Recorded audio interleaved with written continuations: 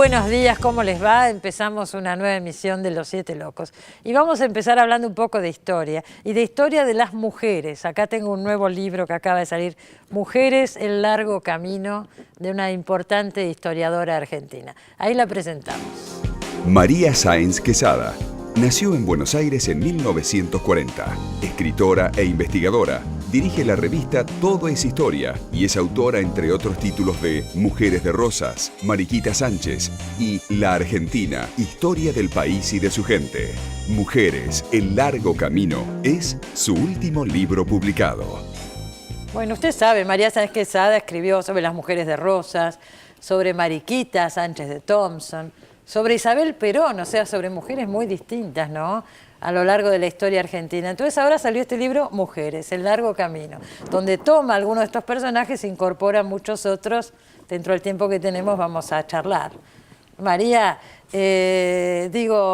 empezamos, qué sé yo, empieza desde la época de Mariano Moreno, por ejemplo, Guadalupe Cuenca, la mujer de Moreno. Sí, incluso empieza en la época colonial, porque me refiero a las mujeres en Buenos Aires, más que todo, del periodo colonial y a todas las diversificaciones. Y luego empieza en la época patriota, claro. Y ahí sí está Guadalupe, con su desesperado amor y la lejanía de Mariano Moreno, que es una historia que siempre conmueve. Es decir, muchas de estas historias creo que son conmovedoras. Son conmovedoras. La historia de Guadalupe Cuenca, que le escribe cartas a Moreno sin saber que ya murió Moreno, cuando muere en el viaje a Londres, en el barco. Y ella está muy celosa, y le dicen, estoy celosa porque no recibe noticias. Pobrecita. Entonces es una carta, son cartas de amor, donde por una parte está la formalidad de decir, como estoy sin vos, no voy más que a misa, todo ese tipo de cosas, y luego está, lloro en la cama sola, y toda esa angustia de que nadie le contestara. Claro, y la distancia, y ahí uno advierte también lo que son las relaciones afectivas, que son las mismas,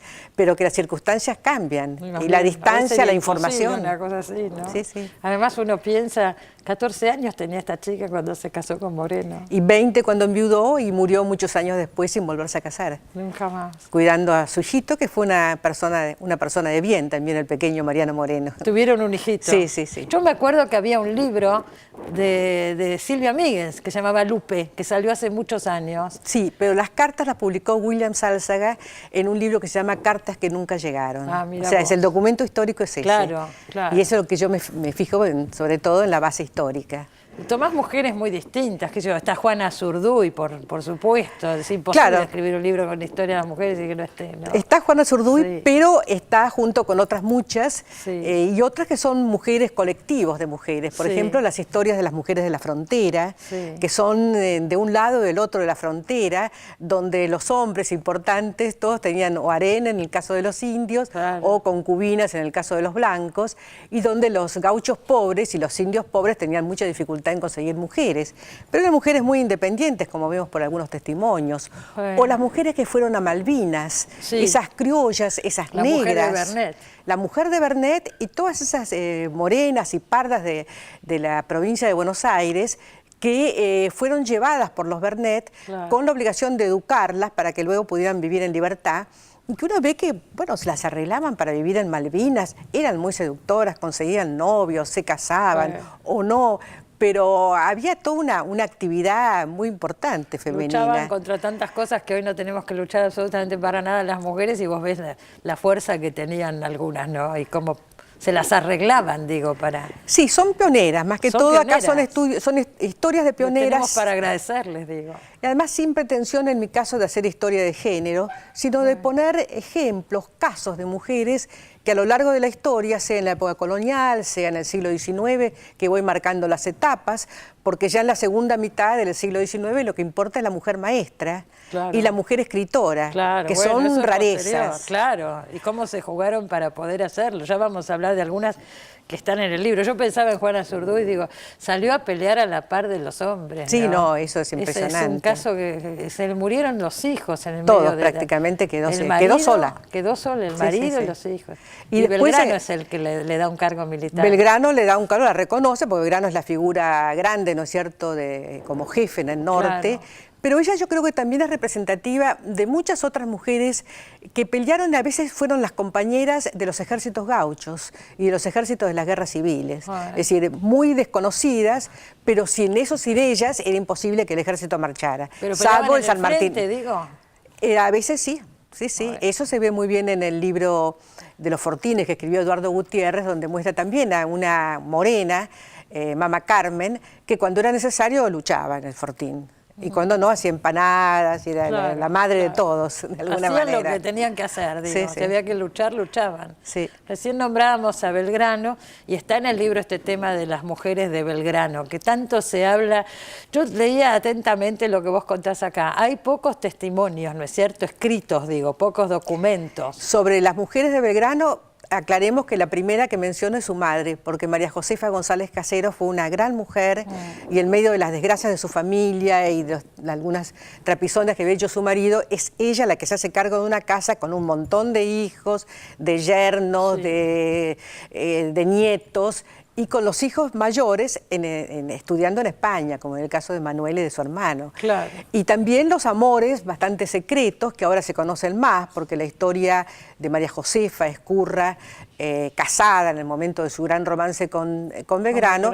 Cuando yo escribí Mujeres de Rosas era un tema tabú y que estaba oculto. No se podía ni tocar, ¿no? Y ahora, bueno, hasta la familia misma ha reconocido que así era, hay alguna documentación, siempre el hijo que ella tuvo, Rosas y Belgrano, aparece como sobrino de ella, es una forma de disimular un poco. Es un caso increíble porque el hijo de Belgrano es adoptado por Rosas. Claro, no es tan increíble porque Rosas era su tío político. Claro, es era adoptado por Encarnación Escurra, hermana de la mamá de Pedro. Y se empieza a llamar Rosas y Belgrano, pasa a llamarse así. Y Rosas en algún momento le dice que su padre ha sido Manuel Belgrano. Le dice al chico, claro. Pedro se llamaba el chico. Pedro, que después es una persona importante, le da una cantidad de campos, etcétera. Pero después la otra hija, Manuela Mónica, la que él tiene en Tucumán, con ese gran amor que tuvo, esa sí siempre supo que era la hija de Belgrano y fue educada por la familia Belgrano. Claro. Uno diría, ¿por qué Belgrano no reconoció a estos hijos? Porque no los reconoce. Porque eran hijos de mujeres casadas. Claro, hay que ponerse en esa época, ¿no? Y que además eso hubiera sido un escándalo para las mujeres, las madres. Para las madres, claro, sobre todo, cuidando a las madres. Sí. Él habla mucho, y la familia habla de esta otra hija, pese a que también era hija de una mujer que había sido un romance de Belgrano, que luego se casó y siguió el romance.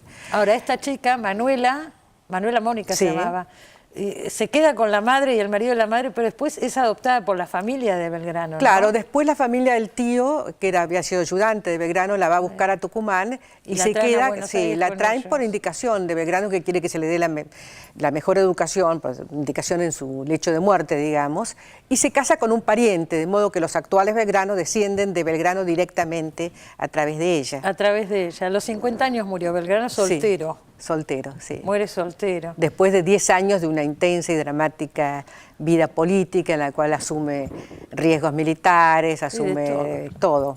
No, más bien que todo. Todo, todo. Sí. Digo, viniendo, vos hablabas recién, te referías a las primeras escritoras, a las pioneras. Acá hay varias, está Juana Manuela Gorriti. Sí, mujer extraordinaria, pionera también en Lima, porque ella tuvo su tertulia limeña y fue un modelo para las escritoras de allí, y mujer muy desdichada, porque se casa con un general que va a ser presidente de Bolivia, que la trata muy mal, pero ella supera todo. Y se han publicado también las cartas de esta mujer, y uno ve las pequeñas rivalidades con Eduarda Mansilla, que era una escritora que tenía mucho más lugar en la sociedad, etcétera. Era la hermana de Lucio B. Mansilla, claro, ¿no? El creador de la excursión a los indios ranqueles. Esas internas de las escritoras que son eternas. Que siguen, Nada nuevo, digo. Pero, y que termina haciendo libros de cocina, con avisos, con promociones. Es decir, que es una mujer que se gana la vida. Se gana la vida escribiendo. Ahí me acordaba, hace tantos años, pero el libro de Marta Mercader, Juana Manuela, Mucha Mujer, que fue un bestseller impresionante. Fue un exitazo ese libro. ¿Cuándo fue? ¿A principios de los 80? En los 80, yo creo que en 1980 fue bestseller. ¿Pero qué bestseller fue? Sí, Marta se hizo muy conocida en ese momento con su libro.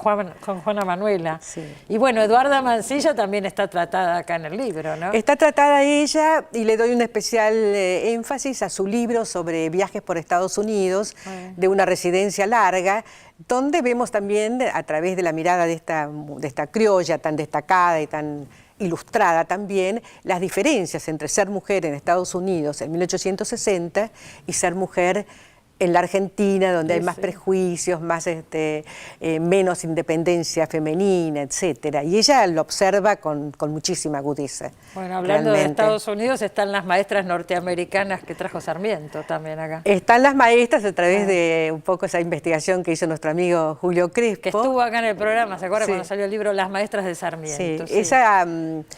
Ese tema es muy lindo porque muestra también las posibilidades de cooperación entre dos sociedades como era la de Nueva Inglaterra, muy modernizada, y la Argentina, que quería modernizarse, y como unas pocas mujeres, porque fueron 60, de las cuales muchas no terminaron su misión, revolucionaron realmente el mundo de la enseñanza, y se la recuerda, por ejemplo, a la que fundó la Escuela Normal de Catamarca, que ha dado tantos y tantos maestros al país, o en Corrientes, es decir, es el efecto multiplicador y la mujer como agente de cultura. Claro, seguro, pero si uno se pone en el lugar de estas mujeres, haber venido para acá cuando Sarmiento las trae, era como que se jugaban a la aventura más extraordinaria. Y después ese diálogo epistolar entre Mrs. Mann, que es la que envía y la que selecciona a las mujeres en Estados Unidos y que es la viuda de un gran educador, Horace Mann, y Sarmiento, que siempre está con estas innovaciones. A mí me gustó agregar ahí, no sé si te fijaste, a Luisa Alcott, la autora de Mujercitas. Me llamó la atención, porque alguien de la generación mía, bueno, ¿quién no se va a acordar de Mujercitas? No, claro. Y en el panorama de todas estas mujeres argentinas aparece Luisa May Alcott, la autora de Mujercitas. ¿Por qué la pusiste? La puse porque, bueno, puse figuras internacionales. Hay algunas, otras. no muchas, pero Luisa Alcott, cuando uno lee la visita de Sarmiento a Massachusetts y a la ciudad de Concord, al pequeño pueblo donde vivían todos esos cerebros, incluido el padre de Luisa Alcott, que era un poco enloquecido, pero era una gran figura intelectual, uno ve que se han conocido. Y me han dicho que en el libro, que en la casa de Luisa Alcott, que soy museo, la casa de las Mujercitas, porque su historia es la historia de ella y sus hermanas, está el Facundo en inglés. Ah, mirá. Hay una edición del Facundo de relación. Sarmiento, sí. Y él admira ese tipo de mujeres, y las Alcott ya se habían hecho muy famosas en los años en que Sarmiento está por allí, cuando es diplomático. De modo que venía al pelo, pues yo soy fanática de Luisa Alcott. ¿Cómo marcó ese libro, no?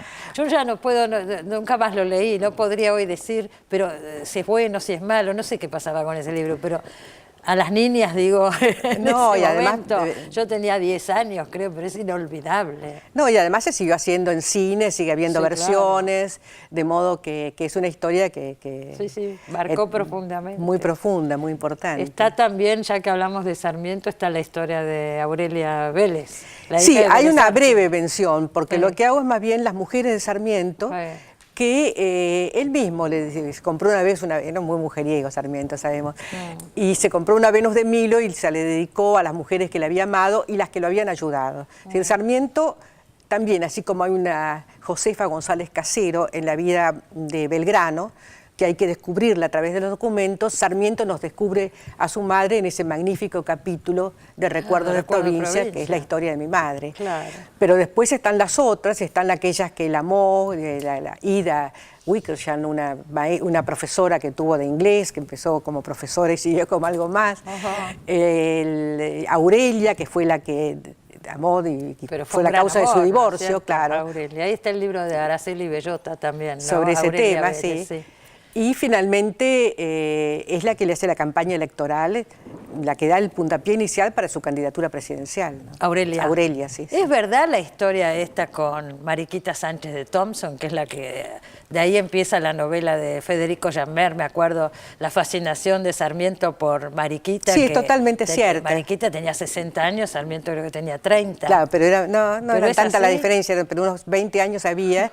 Es así porque Sarmiento escribió inmediatamente. Hay una carta. Desde Montevideo escribió una carta contando todo el episodio, de modo que no es fantasía, hay un registro histórico inmediato. Es muy graciosa igual la historia. Es muy graciosa y además nos muestra cuál era el atractivo de esta mujer, y además es una enseñanza también, no es tanto la juventud o la belleza, sino el ingenio. Sí, sí. Hay que tener mucho ingenio. Hay que tener mucho en ciertos ingenio, casos. sí. ¿Eh? Bueno, pero por esa época también Mariquita tuvo un romance con Echeverría, que era mucho menor que ella. Ajá. De modo que para ella no era tan raro. Para Sarmiento estaría más asombrado, pero para ella me parece que no. Me imagino. Bueno, si quieres seguir con todos estos temas, señores, acá están Mujeres, el largo camino de María Sáenz Quesada, que me alegro mucho que estés por acá. Hace mucho que no venías por el programa, María. Sí, me alegra muchísimo poder presentarlo aquí también, porque creo que es un libro sencillo, escrito con mucho cariño y que me divirtió escribirlo. Seguro, no me cabe duda. ¿Algún proyecto tenés ahora que Sí, que estoy nos trabajando en cuentes? una biografía de Roque Sáenz Peña. De Roque Sáenz Peña, Sí, mirá vos. sí, para su centenario el año que viene. Bueno. Y ahí también estoy sumergida en cartas, papeles, tratando de buscarle también el lado humano, que creo que lo encontré. Bueno, ya la leeremos y ojalá puedas venir por acá con ese libro. Cómo no. Nos vamos a un corte, señores. Enseguida volvemos. No se vayan.